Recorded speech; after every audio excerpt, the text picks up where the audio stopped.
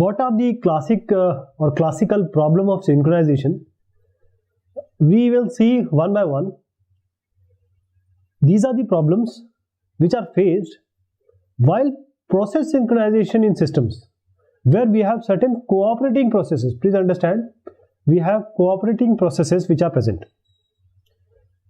Bounded buffer problem, and this is actually the generalized, or you can say this problem is generalized in terms of producer consumer problem, and we'll see about that also.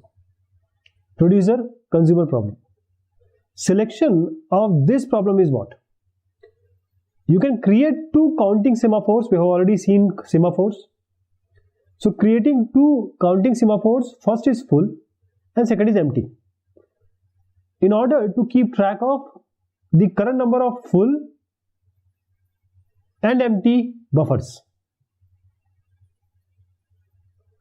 So this bounded buffer problem, as we just said, also known as producer consumer problem. This is the classic problem of synchronization. Let me state the problem first. There is a buffer of n slots. This is a buffer of n slots, and each slot is capable of storing 1 unit of data. There are two processes running, or two processes which are running. One is producer, one is consumer, which are operating on this buffer. So a producer tries to insert the data into an empty slot of the buffer, while the consumer, on the other hand, he tries to remove data from a fixed slot in the buffer. And you might have noticed now, those two processes won't produce the expected output if they are being executed concurrently. Means at the same time, consumer also wants to pick and producer also wants to, put something. It may be that the producer should place all these and then the consumer should consume. So there needs to be certain way to make the producer and consumer work, but in an independent manner. So bounded buffer problem, as we said, it is a producer consumer problem. So this is problem of synchronization, and we generalize it in these terms, producer consumer problem. And we just said that we have two counting semaphores, full and empty, to keep track of the current number of full and empty buffers. I am just reiterating. You need to understand these things, otherwise this consumer problem producer will be okay for you, because these are the only crux of this classical problem. So producer produce a product and consumer consume the product, but both use one of the containers each time, right? Each time. So let us see the solution. As we have seen the points now,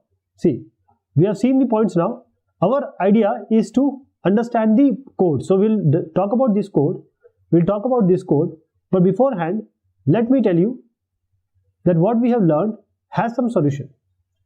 It has to be. So one solution of this problem is, let us use the semaphores.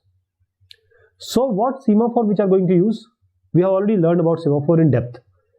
M, this is a binary semaphore. Means it will take only 0 or 1 value, which is used to acquire and release the lock. Empty and full. Empty is a counting semaphore. Full is also a counting semaphore. Both are counting semaphore. Empty, whose initial value is the number of slots in the buffer. Since initially all the slots are empty. Full is the counting semaphore whose initial value is 0. So at any instant, the current value of empty represents the number of empty slots in the buffer, and full represents the number of occupied or filled slots in the buffer. So let us take the producer operation first. The pseudocode is given here of the producer function. So let us see and try to find out what this is doing. The producer first waits. Here, producer first waits until there is at least one empty slot. Okay, this waits until empty greater than 0, and then decrement empty. That means first it has to wait until there is at least one empty slot so that the producer can produce or can put the value or put something. Then it decrements the empty semaphore because there will now be one less empty slot. Why? Because producer has placed something. Since the producer is going to insert data in one of these slots, then it will acquire a lock. It will acquire a lock on the buffer. This is the acquiring the lock. This one. Then it acquires lock on the buffer so that consumer cannot access the buffer until the producer completes its operation.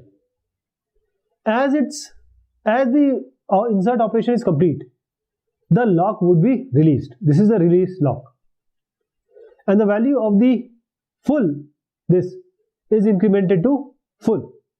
That is, the lock is released and the value of full is incremented because the producer has just filled a slot in the buffer.